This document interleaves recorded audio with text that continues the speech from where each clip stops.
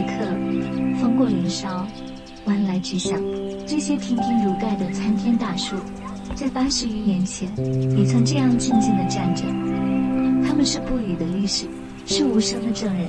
每一圈年纹里，都刻录着这座城市最深的痛处，最不屈的脊梁。那些试图被篡改和掩盖的真相，在此容不得半分诡辩。而今，硝烟算计，山河重光，从血与火中重生的南郡，车水马龙，但都不是国泰民安。这寻常的烟火人间，正是对历史最深沉的告慰。